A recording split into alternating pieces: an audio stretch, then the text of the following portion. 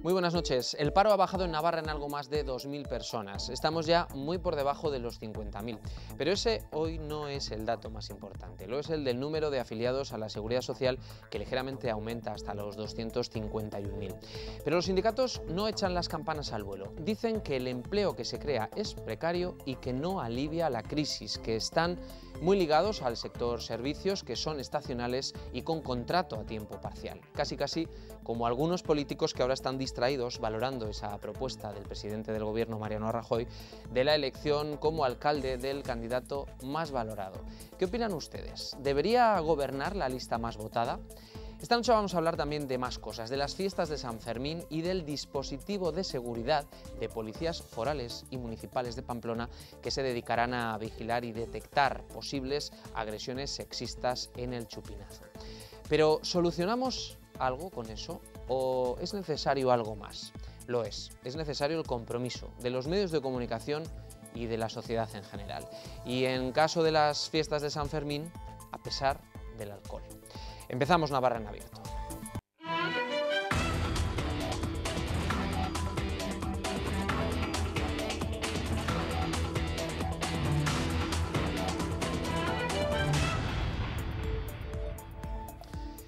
Esos que ven son los datos que hacía tiempo no veíamos, tanto como que durante 9 meses consecutivos el paro ha ido descendiendo en Navarra.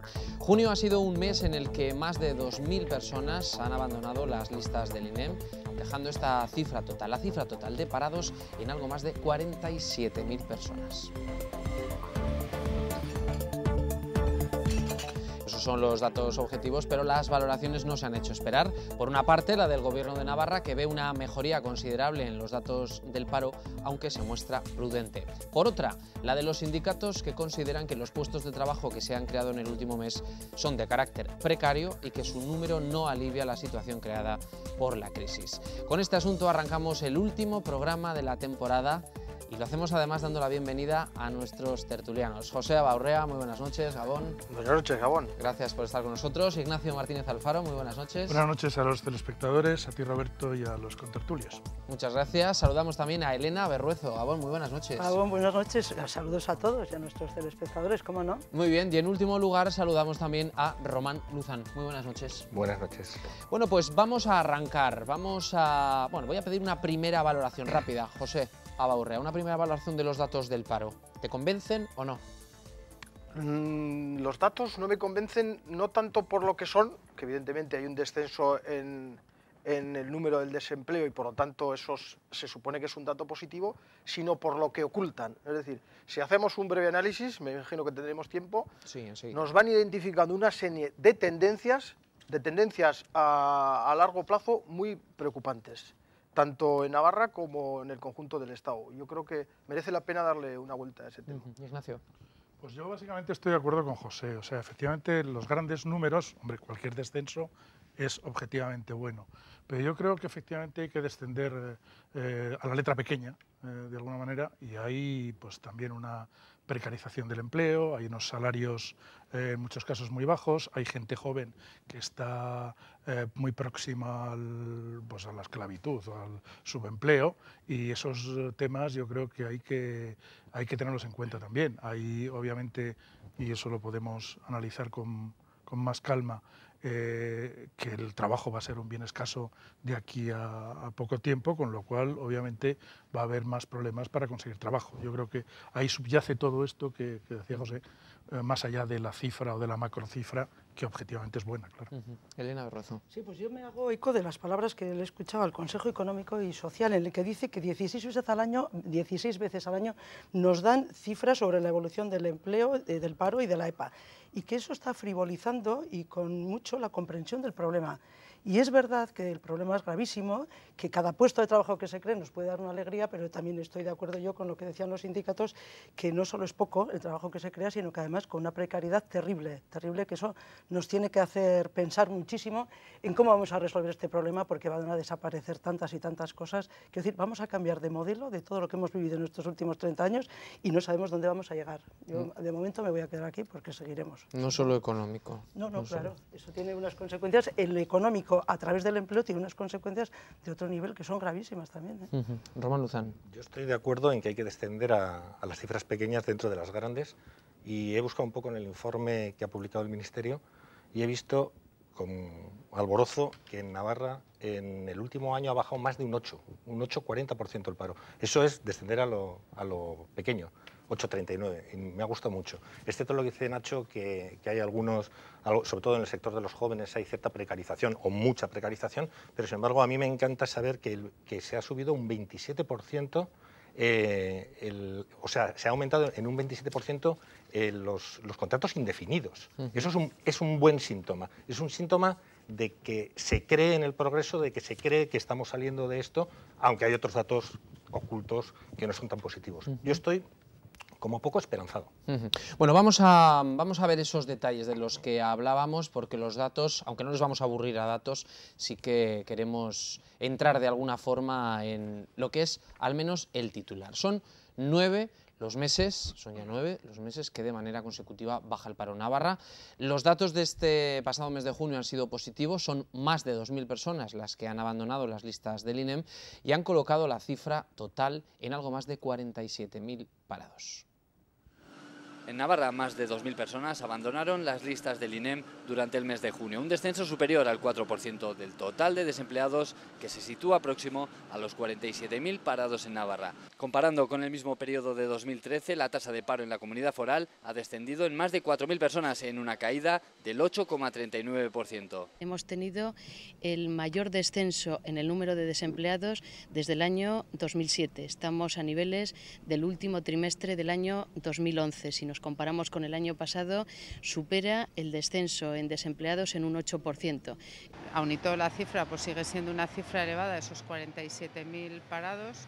Estamos volviendo a las cifras del 2011, con lo cual pues a ver si esto empieza esa marcha hacia atrás, que ya del 2011 pasamos a los datos del 10, del 9 y vamos consolidando poco a poco esta tendencia. Hemos preguntado a la consejera por las causas de este descenso en los registros del paro. Hay un aumento en la actividad, que eso es evidente.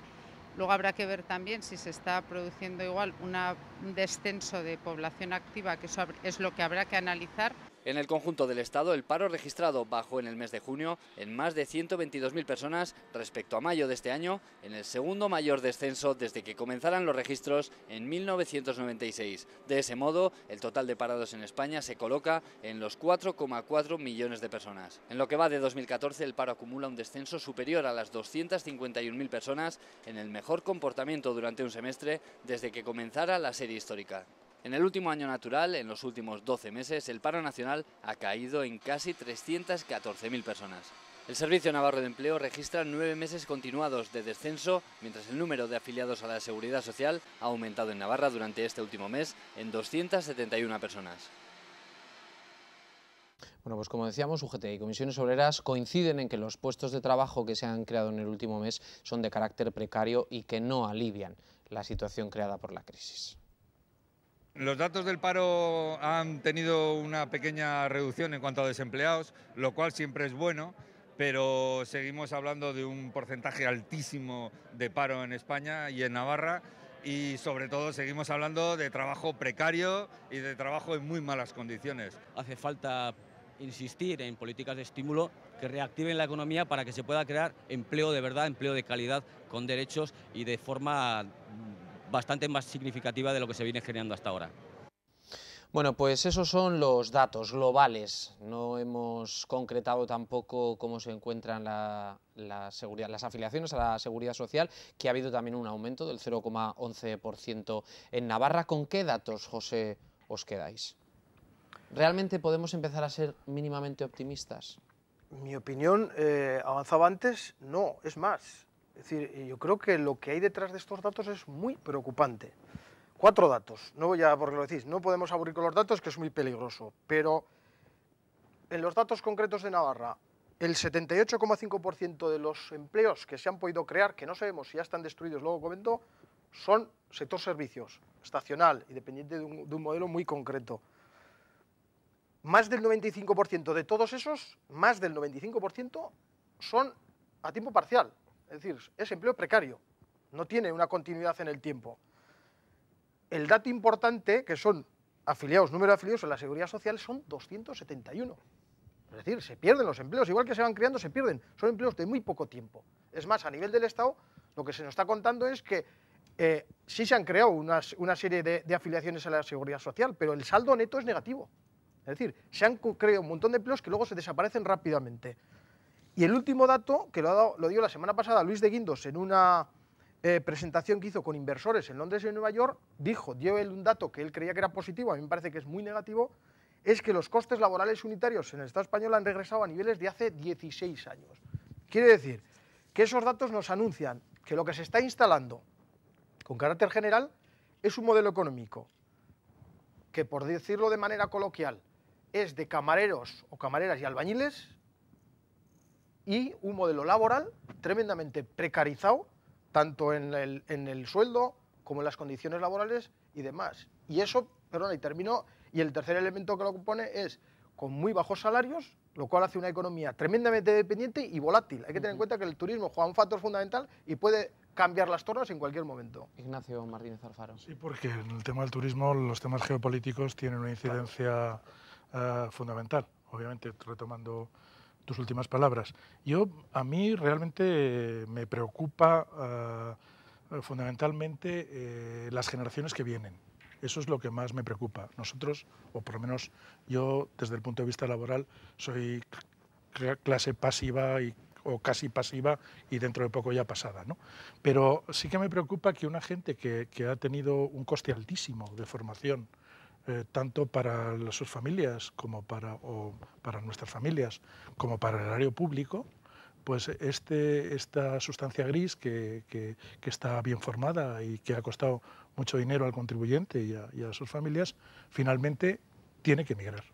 Estamos exportando lo que nos ha costado muy caro y en el balance estrictamente económico, no voy a entrar en ningún otro tipo de consideraciones, pues lo que estamos importando es una mano de obra de una cualificación más baja. O sea, estamos exportando unas personas con una formación que ha salido muy cara al conjunto de la sociedad y estamos importando una mano de obra mucho menos cualificada y, lógicamente, con una formación menor.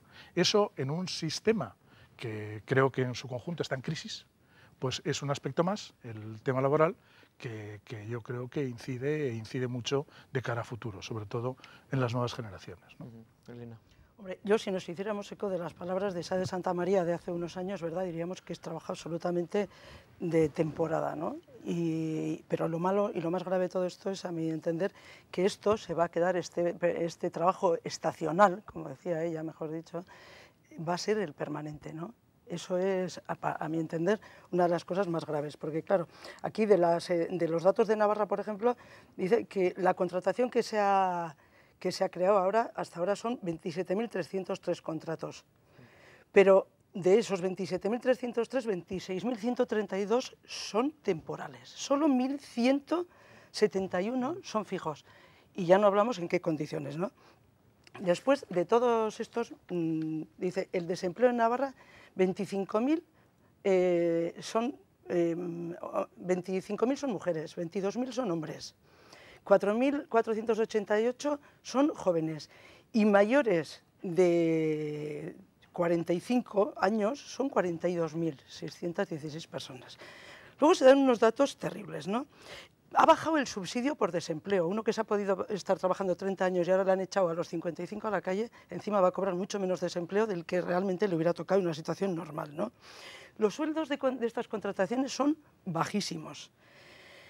500.000 personas han salido de España, que estoy de acuerdo con lo que decía Ignacio, ¿no? Que encima de los emigrantes que teníamos han salido muchos, pero de los nuestros han salido otro montón y encima son las personas con mayor y mejor cualificación, que muy bien dicho, que han costado una cantidad de dinero importante y que aquí nos estamos quedando simplemente pues con una mano de obra absolutamente sin cualificar o con unos puestos de trabajo a ofrecer incluso a las personas cualificadas que no tienen ninguna cualificación y que no tienen ningún futuro, ningún porvenir. Y esas cosas son de las que hay que hablar y no de tantos datos que marean a todo el mundo, que no nos hacen saber cuál es la realidad auténtica y que eso a algunos nos desespera. Román Luzán, Yo quiero ser un poco optimista. Me quiero fijar en las tendencias. La tendencia del último mes al aumento de los contratos indefinidos, aunque en cantidad son menores, sigue siendo positiva. Ha subido también en torno al 11%, creo, aquí en Navarra. Me parece muy interesante porque es un mes de contratos temporales. Eso quiere decir que el hecho de que un 11% más que el mes anterior sean indefinidos me da un poquito de esperanza. Tenéis razón todos en que por ley de oferta y demanda básica han bajado los salarios y están bajando los salarios. Yo tengo 4 hijos, a mí me preocupa mucho, y el mayor tiene 22 años, me preocupa mucho lo que decía Nacho de la formación. Me está costando a mí mucho esfuerzo, mucha inversión y también a Navarra el formar a mis hijos. Sin embargo, yo quiero que salgan. Me encantaría que salgan si vuelven. Me parece que una parte de su formación laboral y como personas es ir a trabajar a Francia, ir a trabajar a Inglaterra, ir a trabajar a Estados Unidos, donde se lo puedan permitir. Siempre que vuelvan y retornen la inversión, si nos ponemos economicistas. Pero para eso hace falta un modelo económico distinto. Si se sigue insistiendo en el modelo, por resumirlo gráficamente, del caballero y el albañil, no van a poder volver, por lo menos, a ejercer de eso que han deseado, de ser un ingeniero, un médico importante o un arquitecta. Es decir, no va a ser posible. Porque hay una apuesta, ese es el problema. El modelo del albañil se acabó, Ese se acabó. Bueno, por eso creo que deberíamos cambiar hacia el modelo de inversión. A mí, Román, espero que tu hijo no esté en esa situación. Imagínate un arquitecto que gana como dependiente en una tienda 700 euros. Es que ese señor se tiene que ir. O sea, no es que elija voluntariamente irse a Finlandia o a Alemania, no, se tiene que ir, porque es que el sistema lo echa, lo expulsa. Es que yo prefiero que mi hijo haga, como algún amigo mío, irse a servir copas a un pub de Dublín y luego... Pero es que es arquitecto, yo te estoy hablando de un economista. Bueno, bien, me da igual. Pero, Román, es decir, eso que no sería... sirva copas aquí, que las sirva fuera. Román, pero eso sería yo quiero que ejerza de correcto economista. Incluso para lo que tú quieres indicar, pero a la vez que los de Dublín vinieran aquí a lo mismo. Pero no es así, aquí no viene nadie. Incluso yo he leído esta mañana una noticia en la que cantidad de alemanes y de nórdicos que viven aquí, que han vivido aquí durante muchos años, que tenían casi su vejez y su modus vivendi, están marchándose porque los servicios ya no son como antes, porque todo se ha encarecido mucho, han subido mucho los IVA. Quiero decir que incluso gente que gastaba dinero cobrado en otro sitio aquí, también se va. Es decir, es que echamos a todo el mundo que puede aportarnos algo. Pero porque hemos cambiado el modelo. Claro, menos a los especuladores. Planeando por todo precisamente porque se ha convertido el Estado español en un país de saldo. Y ese es el gran problema, además. Vamos a dejarle a Román que termine. Al contrario, creo que nos hemos encarecido tanto que estamos expulsando a esa gente. Y del 500.000 de personas que se han ido, una cantidad importante de los españoles que se han ido son nacionalizados. Os aviso que es así, son inmigrantes retornados que se van con un pasaporte español en el bolsillo. Vinieron cuando estaban bien las cosas, se van cuando están mal, pero se van siendo españoles. Optimista también ha sido la Cámara de Comercio. Estaba leyendo ahora que ha puesto de relieve que la contratación también ha sido positiva en junio. Dice que en concreto ha indicado que se han realizado 2.800 contratos más, fundamentalmente por el incremento de contratos temporales ligados al periodo vacacional, ya que el número de contratos indefinidos ha caído un 7%. Ignacio, ¿esto de ser optimista o pesimista con respecto al empleo depende de la cercanía de los casos que tenga cada uno?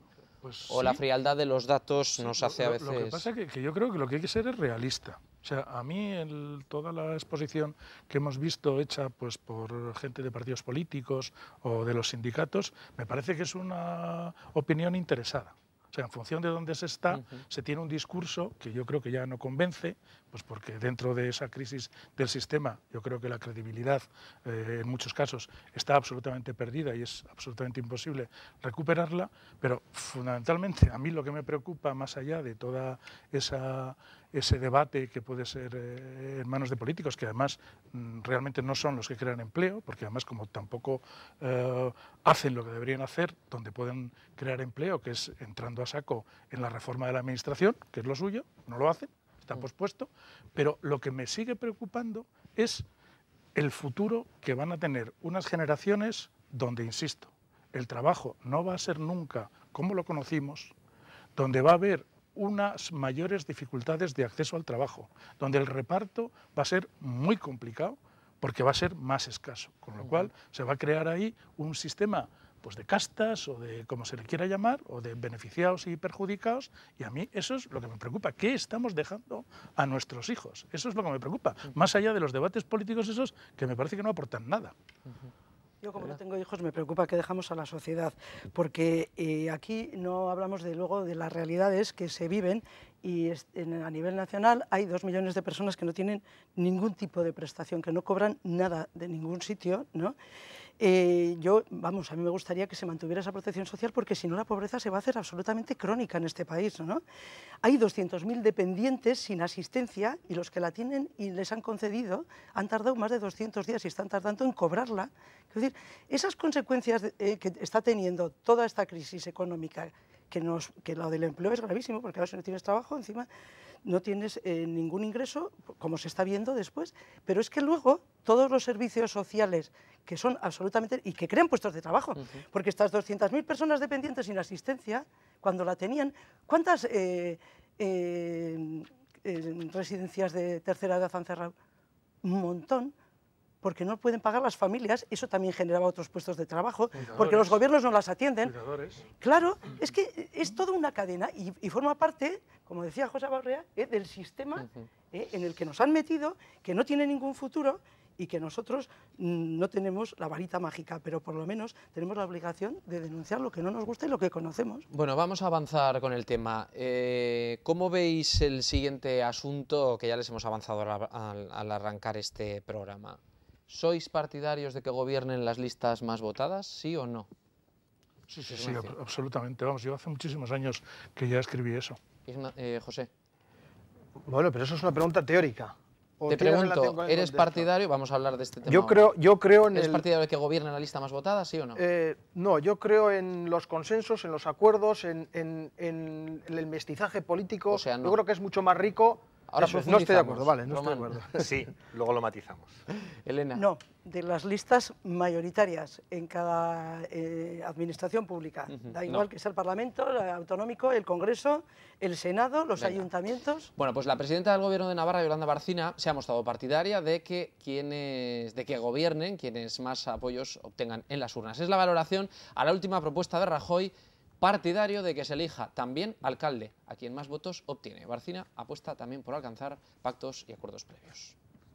A priori, pues es una buena propuesta para que podamos analizar y buscar el mayor consenso. En general, somos partidarios de que gobierne aquellos que más apoyo han tenido en las urnas, y por qué no hacer los pactos y los acuerdos antes, que el ciudadano sepa a quién está votando para que le gobierne. Entonces, bueno, pues vamos a estudiar esta propuesta y que el ciudadano sepa que aquel que vota y al que más vota, pues en principio va a ser el que le gobierne.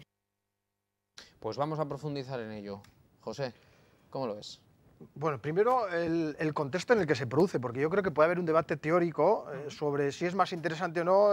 Ahí está el juego, digamos, de lo que se suele denominar la estabilidad institucional.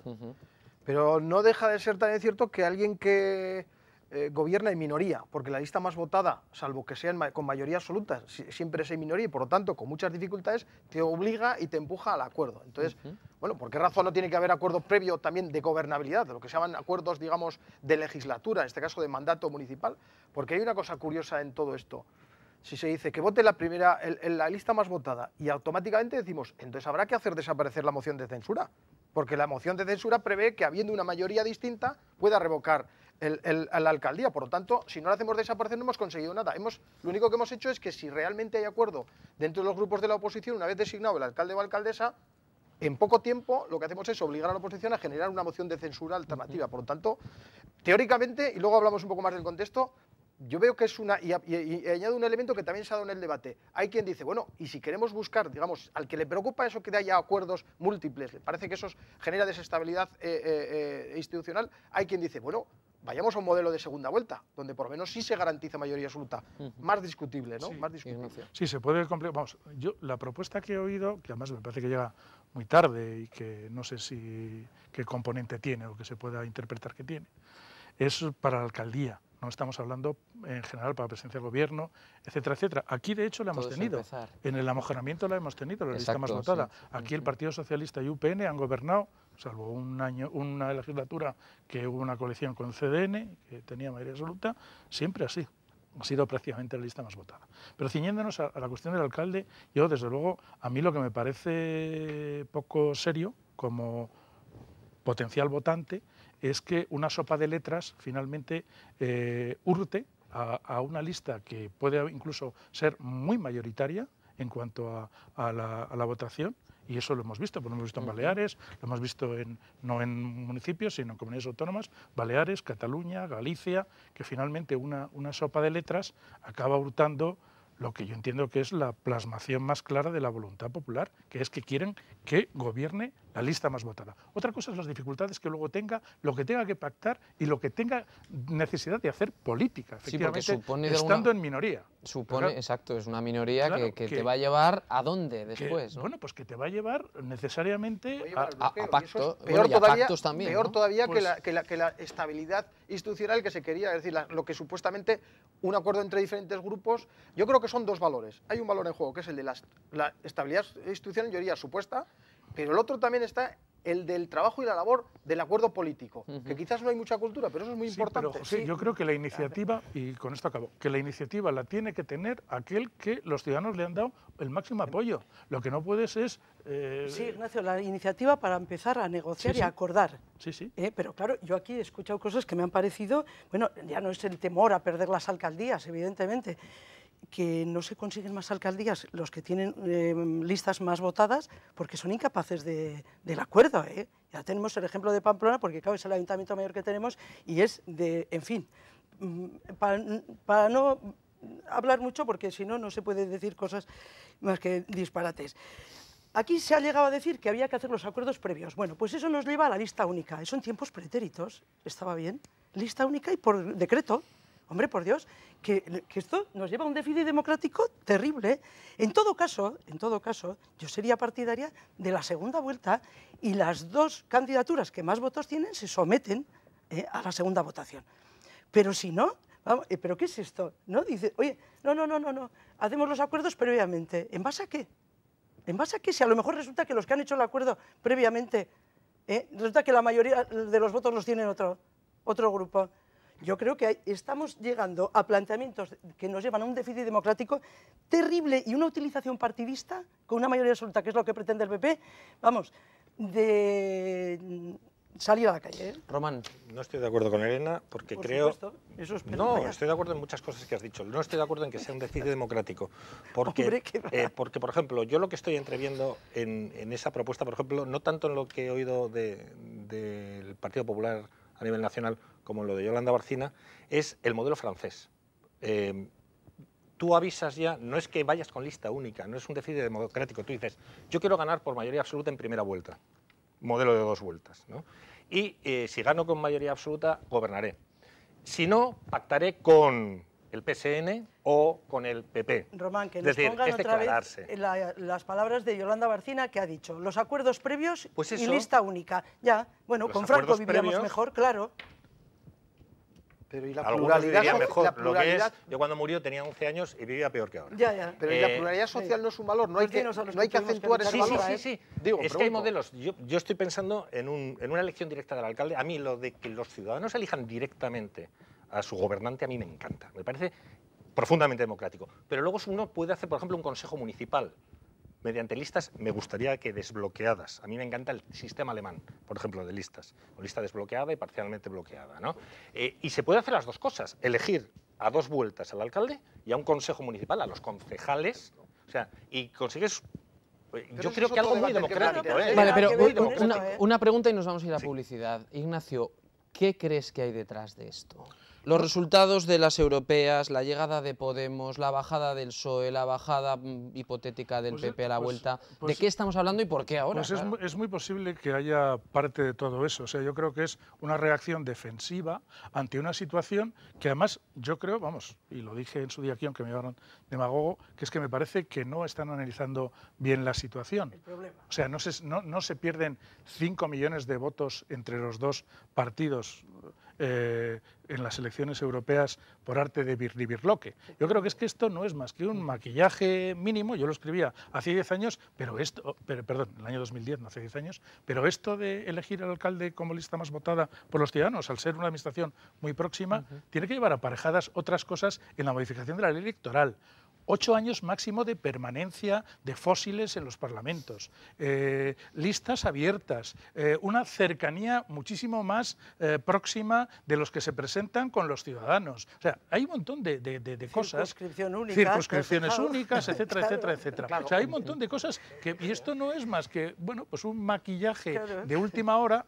Vamos, que hay que entrar con la excavadora en la reforma electoral. Esto ha venido con la regeneración democrática de Rajoy y precisamente es el que se carga esa regeneración de la que habla. Porque esto no es la regeneración democrática, que hable de otras cosas, que hable de cómo regenerar la política y sobre todo toda la corrupción que afecta a su partido, al Partido Socialista también, a otros partidos también.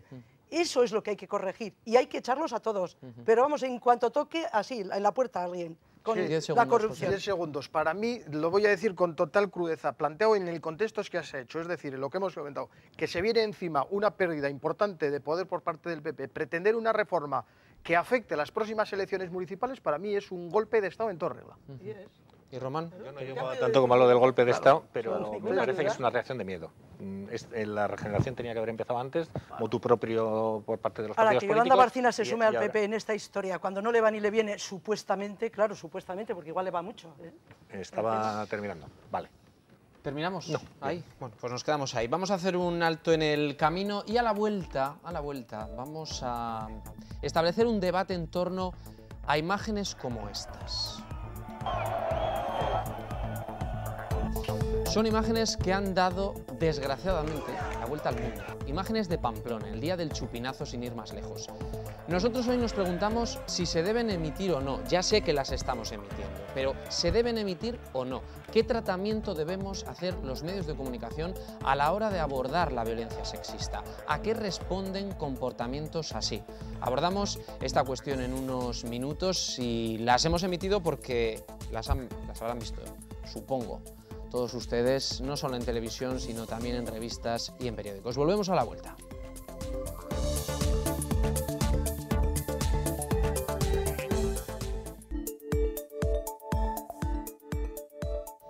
Estamos a las puertas de San Fermín y estos días los medios de comunicación nos hemos unido para rechazar la violencia sexista.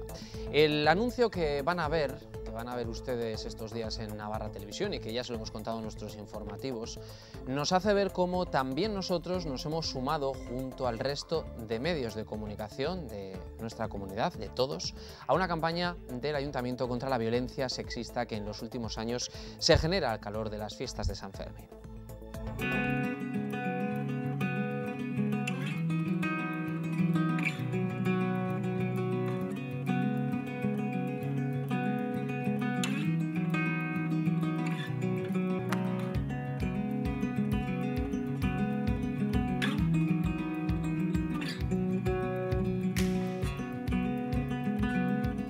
Los medios de comunicación de Navarra alzamos la voz por unas fiestas libres de agresiones sexistas. Eraso sexistarik gabeko jaienalde.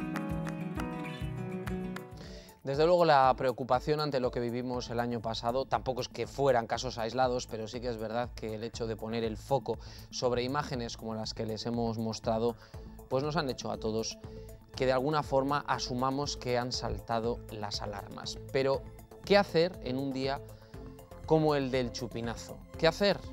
¿Solamente la educación, la formación o el alcohol también impide todo lo demás?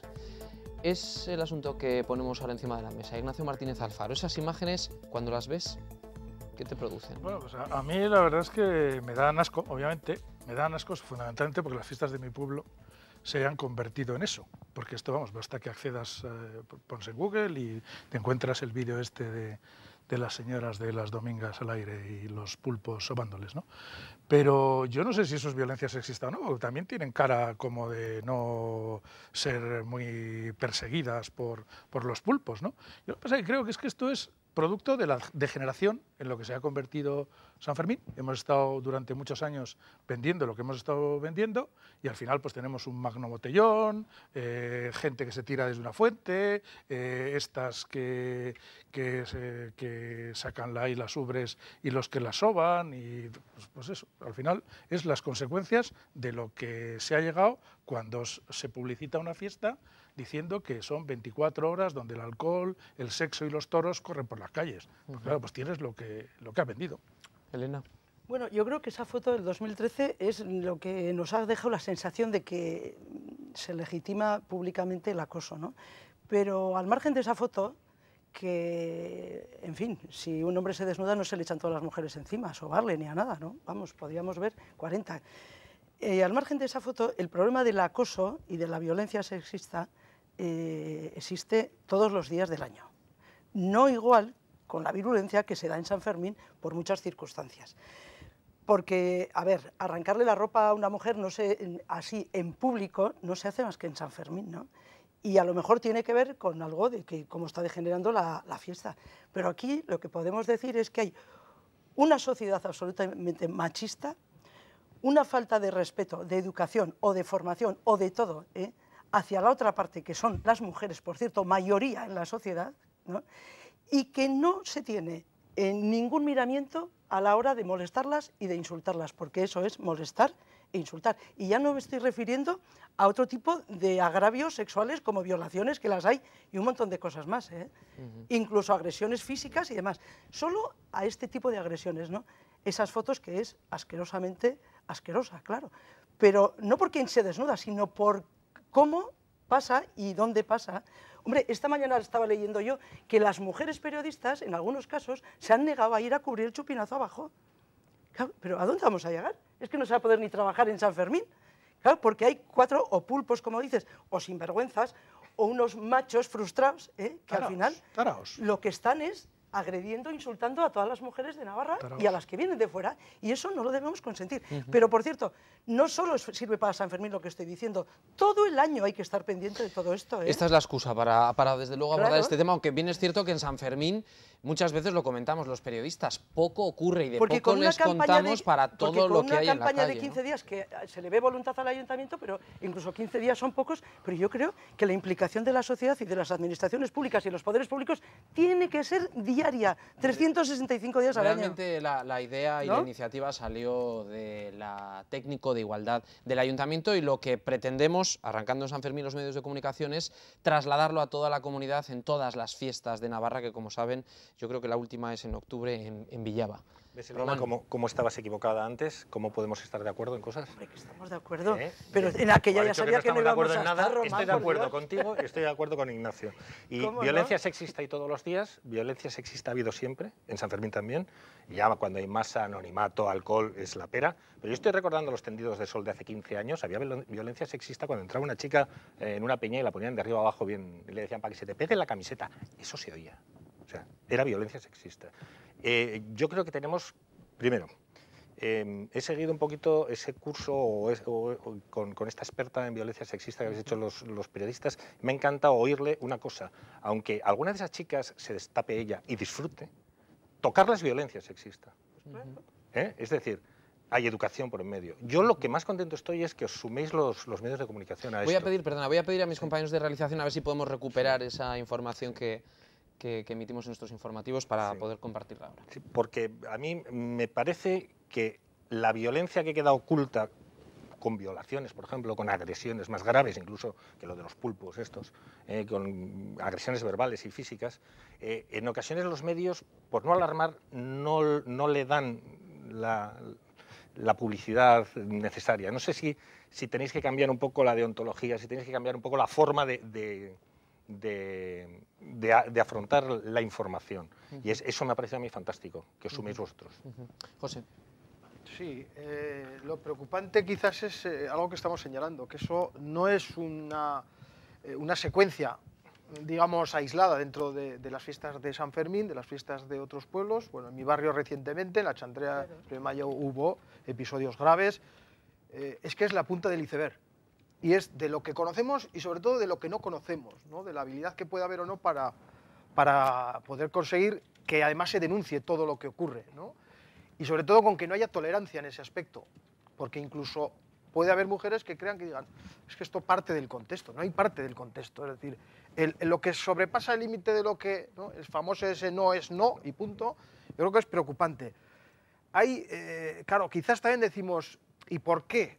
Porque no pensábamos que después de que se había dejado atrás, aparentemente, una educación basada en la opresión sexual, en la ocultación, el niño caca o niña caca y todas esas cosas que han sido nefastas, aparentemente entramos en una etapa de liberación sexual y quizás lo que ha ocurrido es que hemos entrado no en un proceso de liberación, digamos, correcto, maduro, sino lo que hemos entrado es una mercantilización también del concepto sexual y lo que estamos haciendo es revolviendo todo y una con otra nos estamos haciendo la torta como un pan. Yo creo que sí que hay que revisar todo esto y decir, a ver, necesitamos una sociedad que sea capaz de poner coto y freno a la agresión, a la violencia sexista, pero que también haya libertad sexual. Quiere decir, porque que un chico o una chica se quiten la camisa en San Fermín no tiene que ser un problema. El problema es cuando hay alguien que eso no lo ve con la normalidad suficiente y con el respeto suficiente como para hacer de eso un episodio de violencia sexista. Y luego un aspecto que me parece importante, que me permitirá Elena, porque como ha comentado, cuando ocurre eso no es una agresión a una chica determinada, a una mujer determinada, es una agresión a todas las mujeres. Yo, si me permites, hay algo que me parece importante que habría que rescatar. No es a todas las mujeres, es a toda la sociedad. Y yo creo que el papel de los hombres es muy importante también, porque nosotros tenemos que ser los primeros en decir, cuidado, no hay gracia en ese tema, en las cuadrillas, en tal. Es decir, no, de eso nada. Y a quien lo hace, tratar, digamos, de hacerle el feo y de hacer que sea consciente de que eso no es que no lo tolere la mujer, sino que no lo tenemos nosotros tampoco. No, nadie. Claro. Hombre, no solo, yo creo que hace unos años pensábamos que la sociedad, por ejemplo, cambiaría todo este tipo de machismo, ¿no? Pues con más formación, más educación. Había unas generaciones que se habían educado en un tiempo en el que realmente esto no solo no se tenía en cuenta, sino que era una sociedad absolutamente patriarcal y machista, ¿no? Y que eso iba a acabar. Pero es que nos encontramos con todo lo contrario. No solo no ha terminado, sino que ahora mismo los maltratadores y los agresores, en un porcentaje altísimo, más del 25 y casi cerca del 30%, tienen menos de 30 años. Y esos ya no son de la época pretérita. Entonces, la sociedad en general hemos fallado en algo que tenemos que volver a darle muchas vueltas y a pensar en qué, por qué, porque esto es de difícil encaje. Y los medios de comunicación también. Sí, bueno, yo digo la sociedad en general, yo, vamos, acuso mea culpa en lo que yo haya podido no hacer de hecho, lo que debía. Ya vamos a verlo porque lo que comentaba Román Luzán, periodistas de distintos medios de comunicación, asistíamos a una sesión sobre la forma de abordar noticias sobre violencia sexista, una charla que tuvo lugar en el ayuntamiento y que impartió la filóloga experta en sesgos ideológicos de la lengua Eulalia Lledó. Se aprovechó la cercanía de los Sanfermines para abordar las imágenes de las que estamos hablando esta noche, imágenes de agresiones sexistas, las del año pasado, durante el día 6 de julio, y se abordaron también los tópicos en la información sobre mujeres para tratar de dar un trato correcto a estos asuntos desde los medios de comunicación. Para mí lo más importante es pensarse que los cuerpos de las mujeres están a disposición de quien quiera hacer algo. Claro, aquí hay otro, comentaba Ignacio al principio también el hecho de que no veías una expresión en las chicas del año pasado. Del vídeo que he visto, que insisto, se puede acceder fácilmente en internet sobre el San Fermín del año pasado, en el que aparecen distintas chicas quitándose la camiseta y participando luego otros en tocamientos y tal. Yo primero diría que la mayoría son extranjeras, por el aspecto. En segundo lugar, con lo cual yo creo que todo esto que estamos diciendo aquí, más lo que diga esta señora en el ayuntamiento, pues ni lo han oído, ni les importa, ni les interesa. En segundo lugar, tampoco veo unas caras de rechazo a lo que está pasando, que tú sí lo rechazas cuando lo estás viendo. Y luego yo diría una cosa más, que a mí sí que me preocupan como agresiones no sexistas, sino sexuales, las que se producen en todos los Sanfermines, fundamentalmente por la noche y con muchísimo alcohol, entre otros muchísimos incidentes, accidentes, etcétera, etcétera, navajazos, comas etílicos, etcétera, etcétera, que los ciudadanos navarros en general, o los ciudadanos de Pamplona, en general pensamos que no ocurren, y ocurren. Yo lo digo porque así lo sufrí. Estuve de consejero de Interior en funciones desde el año 1997 al año 2003, por razones de que Rafael Gurrea, que era el consejero titular, se iba y me gustaban los toros y tal, y la verdad es que cuando te daban por la mañana la policía foral el parte de lo que había pasado en las 24 horas anteriores, pues de verdad que no podías imaginar que eso fuera Pamplona. Era una especie pues de mezcla de Sodoma, Gomorra, Chicago, o sea, una cosa alucinante lo que ocurre en esta ciudad cada 24 horas. Sí. Yo creo que San Fermín, por ejemplo, estos últimos años, yo no sé si lo hemos vendido nosotros mal o si lo han entendido mal desde fuera, pero yo creo que se ha convertido en el botellón mundial. En algunos casos. A mí me parece que la fiesta se nos está yendo de las manos y no se nos ha ido, pero no solo por esto, porque yo lo de las agresiones machistas, yo insisto en que se tiene que luchar contra esto todo el año, porque pasan en San Fermín, pero pasan otros días, ¿no? Muchos más días, y de las puertas para dentro de casa también, que eso es gravísimo. Pero lo de la fiesta nos debería empezar a preocupar también el por qué tenemos que tolerar que todo el mundo piensa aquí, que aquí se puede hacer cualquier cosa desde que se entra por la avenida Zaragoza, la avenida Guipúzcoa, la avenida de Villava o donde sea, ¿no? Quiero decir, eso no puede ser así. Y no sé si tiene que ser, con multas no se consigue nada, porque aquí cuantos más leyes menos se cumplen y más líos hay. Lo que hay que hacer es informar con otras campañas a nivel exterior, si me permites, de por qué. No, luego quería decir una cosa, lo que ha dicho esta profesora o filóloga, no sé qué era, esta mujer, que los cuerpos de las mujeres no están en un escaparate para que nadie los utilice. A mí, por ejemplo, esto me ha hecho pensar también cuánta utilización se hace de las mujeres en anuncios de todo tipo, y eso también me preocupa, porque muchas mujeres quieren dejarse utilizar en ese aspecto, porque se paga mucho dinero, pero a nivel general eso tiene unas consecuencias que también nos debieran hacer pensar en muchas cosas. José y Román.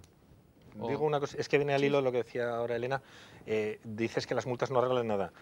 Necesitamos formación, necesitamos información, ayudar a los de casa a explicar a los demás cómo son las cosas, de tú a tú, pero en este mismo chupinazo no se emitió las imágenes, pero yo estaba en la casa consistorial y vi cómo cuando se estaba despejando y entra el camión Cuba a limpiar, hubo un señor extranjero en grado etílico muy alto, que se subió encima, hizo un calvo, se bajó los pantalones, se quedó totalmente desnudo, y hubo unos municipales que lo bajaron, le dijeron, ven aquí, majo, lo bajaron y se lo llevaron. Y lo multaron. Él no podía desnudarse, las chicas tampoco. No está permitido, pero ellas no las multaron. Si no está permitido, no está. Me refiero a que, por supuesto, el hecho de que se desnude no quiere decir que él puedas echar la mano encima. Por supuesto que no, es una agresión. Pero una multa a tiempo, qué bien viene de vez en cuando. Pero no tanto quedas no sé si por hacer el calvo o por subirse al camión de la si se sube y lo bajan, decir, igual no. Yo no caería tampoco en una visión moralista de los Sanfermines. Vamos a terminar. Los Sanfermines algo de carnavalesco tienen, algo de subvertir un poco el orden jerárquico. Yo creo que eso hay que sostener, porque eso es el secreto de San Fermín. San Fermín viene de eso se hace. Otra cosa es que dentro de de esa anarquía ordenada, aceptada, se sobrepase lo que son los límites de respeto, sea en este aspecto o sea en cualquier otro. Eso es lo que no se puede tolerar, porque alguien entonces confunde las cosas. Si hay un entente cordial entre todos es una cosa y cuando esto se desmadra es otra. Y otra cosa es tratar de hacer de la agresión o de la falta de respeto, hacer precisamente un elemento de parte de la fiesta. Y eso es donde hay que entrar con fuerza. ¿No? Ya, lo que pasa es que lo que no puede ser es que la ordenanza que impide orinar en la calle funcione 365 días menos 7. Ya. Mira, no funcionaba la hora y ahora ya vuelve a funcionar, Ignacio. No funciona ni pero no, estoy hablando de algo en concreto. Sí, o sea, sí, lo que no puede convertirse esto de repente es en la selva. No. O sea, yo ahí estoy de acuerdo comprendo contigo, que, por ejemplo, pues el río Riao, que yo espero que alguna vez se vuelva a revitalizar y a recuperar. No, hombre, no. Pues bueno, pues efectivamente era una especie de pugna del pueblo que impide al ayuntamiento. En fin, ese origen tal, ¿no? Bueno, pero una cosa es eso y demonios. Otra cosa es que esto se convierta en jauja. Ignacio, ¿qué vas a hacer en San Fermín? Pues yo me quedo por muchas razones, pero entre otras porque tengo que trabajar, sí. Aunque parezca mentira, tengo que trabajar. ¿Vas a disfrutarlas al menos? Sí, por supuesto, en lo que pueda. José. ¿A los toros? Por supuesto. ¿Qué vas a hacer en San Fermín? Yo hago siempre previsión para el día 6. Arrancamos con el almuerzo y a partir de ahí lo que venga. Estaremos por aquí, pero luego ya veremos lo que ocurre. Román. Disfrutar de día, un poquito de noche, además agradecerle al Ayuntamiento la programación de rock que ha puesto este año, pues son todos los grupos de mi juventud y voy a disfrutar un montón en la Plaza de los Fueros. Ya te veo moviendo la cadera ahí arriba. Con loquillo me vas bueno, a ver. Yo no he faltado nunca en San Fermín más que por imperativo legal en alguna ocasión y pienso seguir estando como siempre, aunque no sé si estoy en condiciones de mover el esqueleto mucho. Bueno, pues pasadlo muy bien los cuatro, disfrutad también del verano y nos vemos a la vuelta. Os llamaremos si queréis venir. Bueno, pues felices fiestas a todo el mundo. Muchas gracias.